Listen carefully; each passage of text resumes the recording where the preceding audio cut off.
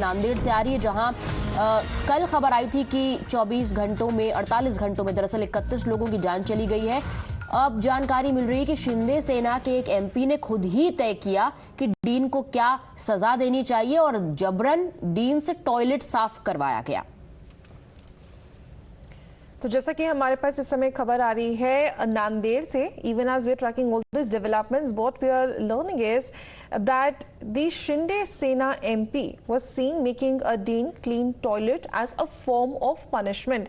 Let me go across to my colleague Shrishti for more on this. Shrishti, can you just shed some light over the entire incident that actually happened? Well, definitely last 48 hours was difficult for the state of Maharashtra, as we have seen the death toll rising in the district of Nanded from 24 to 31, and today the latest number is 35. What unfolded yesterday was Patil, a Shinde Sena MP, basically went to this particular Nanded government hospital and he decided himself by his own to punish the dean and for allegedly his acts that he has not cleaned, he has not maintained the particular hospital properly, and death tolls are rising because he is not keeping tab of medicines and all such things. While he took the dean to the toilets, he made him wash the toilets. Then what happened is that the dean was not happy with the attitude of Shinde Sena MP. Later, the atrocity act was atrocity FIR was registered against the Hemant Patil MP of Shinde faction. Now, what unfolds is that this particular incident has not happened for the first time. This MP has done it second time, and the workers of the particular hospital are claiming that just because the dean is from backward classes, he is a Dalit, and that's why such things are being done to him. That's why he was forced to clean the washroom. Now this is all is unfolding. However, the opposition leaders are saying that this is right. This is not yes, you are saying that the case has been filed under Atrocity Act, but the MP remains defiant. सृष्टि, उनको इससे कोई फर्क पड़ता हुआ दिखाई नहीं दे रहा है।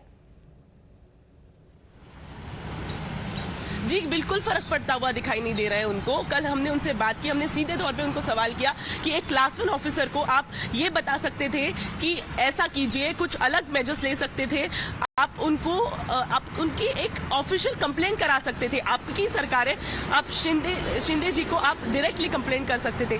आपने क्या किया? आप खुद जाके किसी को पनिश नहीं कर सकते, पर वो अपने आप को डिफेंड करते हुए ही दिखे। कल उन्होंने यही कहा कि मेरा काम है, मैंने किया। हमने जब उनको पूछा कि आप MP है, आज आप जब कल का आंकड़ा जो 31 था, जब 31 मौतें हुई है, तब आप जाके हॉस्पिटल में आप ऐसे डीन के साथ बर्ताव, क्या आप यही से MP है? क्या आपने पहले ये सारी चीजें नहीं की? उन्होंने कहा कि हमने ऑफिशियल कंप्लेंट दी थी गिरीश महाजन को, जो farmer Maharashtra medical education minister है, पर उन्होंने जो है वो पुराने डीन को वार्न किया था, नए वाले डीन को नहीं किया था।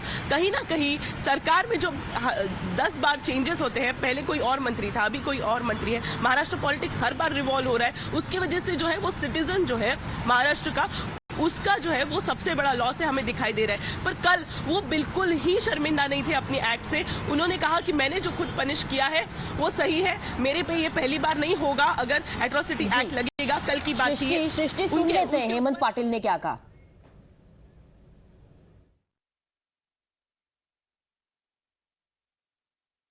इसके पहले भी ये हादसा नांदेड़ में हो चुका है, 13 बच्चों की मौत हुई थी डेंगू से।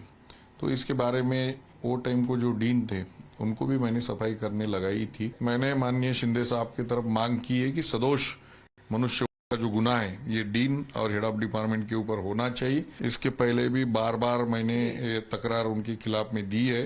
ये जो रुग्णालय में सिटी स्कैन कई महीनों से बंद थे, इसके खिलाफ में भी तकरार दी है।